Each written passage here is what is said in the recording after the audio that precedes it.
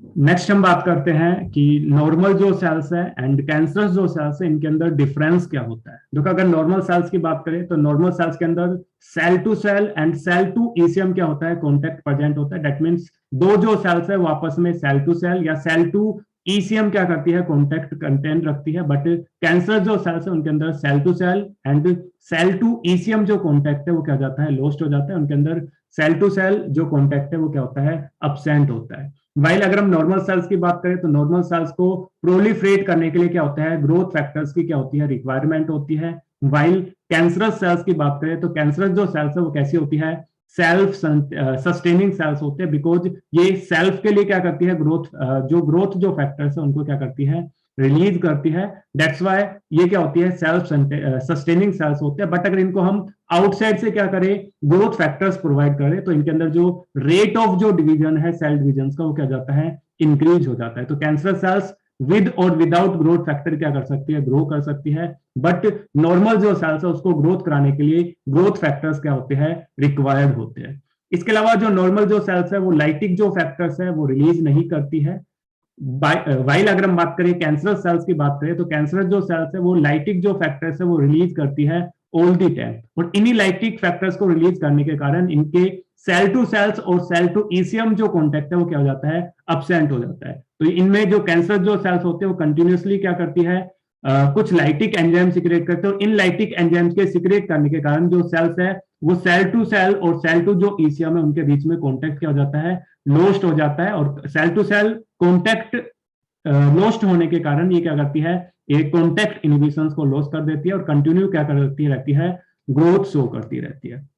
इसके अलावा नॉर्मल जो सेल्स है इनके अंदर जो सेल्स होती है वो नॉन इन्वेसिवनेस होती है, वो नाइबरिंग सेल्स में इन्वेड नहीं करती है। वाइल कैंसरस सेल्स की बात करिए तो कैंसरस सेल्स कैसी होती है, इनवेसिवनेस क्या होती है उनके अंदर प्रेजेंट होती है। वो नाइबरिंग सेल्स में क्या कर सकती है, इन्वेड कर सकती है। एज वेल एज उनके अंदर जो मेटास्टेसिस की जो प्रॉपर्टी है वो भी क्या होती है, प्रेजेंट होती है। वो नाइबरिंग टिश्यू के साथ साथ अनदर जो टिश्यू है थ्रू दी ब्लड स्ट्रीम क्या कर सकती है, उनके अंदर क्या कर सकती है, मूव करके वहां पे सेकेंडरी ट्यूमर को क्या कर सकती है, फॉर्म कर सकती है। क्योंकि वो लाइटिक एंजाइम सिक्रेट करके अपना जो सेल टू सेल कॉन्टेक्ट को लोस्ट कर देती है और थ्रू दी ब्लड स्ट्रीम उनमें इन्वेड करके अनदर टिश्यू में क्या करती है, कैंसर्स को प्रोड्यूस करती है। इसके अलावा नेक्स्ट डिफरेंस की बात करें तो नॉर्मल जो सेल्स है इनके अंदर जो मेटाबॉलिक जो रेट है वो नॉर्मल मेटाबॉलिक रेट रिक्वायर्ड होता है। वाइल कैंसरस सेल्स की बात करें तो कैंसरस सेल्स के अंदर जो रेट है मेटाबॉलिक, जैसे अगर हम ग्लाइकोलिसिस की बात करें तो इनके अंदर जो ग्लाइकोलिसिस का जो रेट है वो क्या हो जाता है, इंक्रीज हो जाता है। और अगर हम बात करें तो नॉर्मल सेल से 200 टाइम्स हायर रेट से क्या करते हैं, उनके अंदर मेटाबॉलिक रिएक्शंस होते हैं, ग्लाइकोलिसिस का रेट होता है जिसको हम क्या बोलते हैं, वारबर्ग इफेक्ट बोलते हैं। जैसे अगर हम नेक्स्ट डिफरेंस की बात करें उससे आपसे अच्छे को समझ में आएगा कि नॉर्मल जो सेल्स है उनके अंदर क्या होता है, नॉर्मल ऑक्सीजन की रिक्वायरमेंट होती है। और नॉर्मल ऑक्सीजन की रिक्वायरमेंट होने के कारण उनके अंदर जो मेटाबॉलिक जो रेट होता है वो नॉर्मल क्या होता है, रिक्वायर्ड होता है। बट कैंसरस सेल्स के अंदर क्या होते हैं, हाइपोक्सिया सेल्स होती है। हाइपोक्सिया का मतलब होता है ऑक्सीजन डेफिशिएंट क्या होती है, सेल्स होती है। ऑक्सीजन डेफिशिएंट सेल होने के कारण उनके अंदर ऑक्सीजन की डेफिशिएंसी होने के कारण उनके अंदर जो ग्लाइकोलिसिस का जो रेट है वो क्या जाता है, इंक्रीज हो जाता है। जैसे अगर हम नॉर्मल ऑक्सीजन की बात करें तो नॉर्मल जब ऑक्सीजन होगी तो जो सेल्स है वो क्या शो करेगी, एरोबिक रेस्पिरेशन शो करती है। और एरोबिक रेस्पिरेशन से जब फूड का ऑक्सीडेशन होता है तो एक मोल जो ग्लूकोज है वो क्या करता है, 32 एटीपी को क्या करता है, फॉर्म करता है।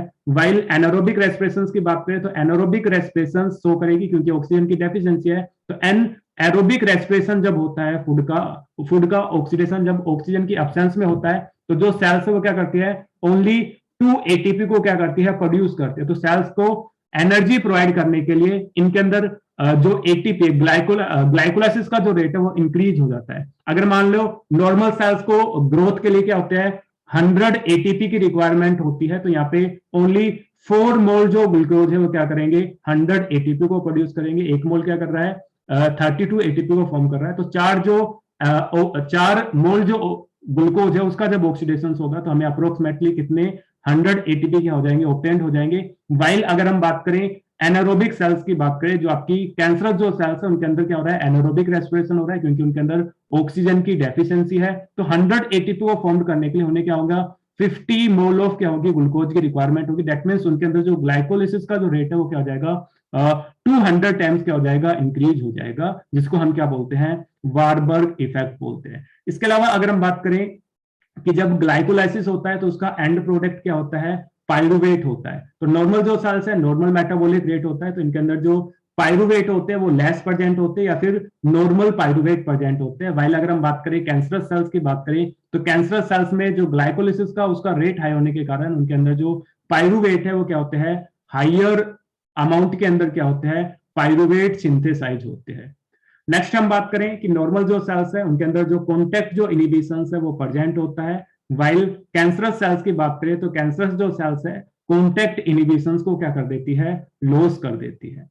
इसके अलावा नॉर्मल जो सेल्स है पैटी डिस्क के अंदर जब कल्चर उनको करते हैं तो नॉर्मल जो सेल्स है वो क्या करती है, मोनोलेयर डेवलप करती है। वाइल कैंसरस जो सेल्स है वो क्या करती है, मल्टी लेयर को क्या करती है, डेवलप करती है। नॉर्मल सेल्स अपोप्टोसिस को परफॉर्म करती है और अपनी सेल्फ की डेथ को क्या करती है, प्रोग्राम करती है। वाइल कैंसरस जो सेल्स है वो अपोप्टोसिस के जो प्रोसेस है उसको बाईपास करके क्या करती है, इनफाइनाइट लाइफ स्पेन को क्या करती है, अटेन करती है। तो नॉर्मल सेल्स अपोप्टोसिस शो करती है, वाइल कैंसरस जो सेल्स है उनके अंदर जो अपोप्टोसिस का जो प्रोसेस है वो बाईपास हो जाता है और सेल्स क्या करती है, कंटिन्यू डिवाइड करती रहती है और इनफाइनाइट लाइफ स्पेन को क्या करती है, अटेन करती है।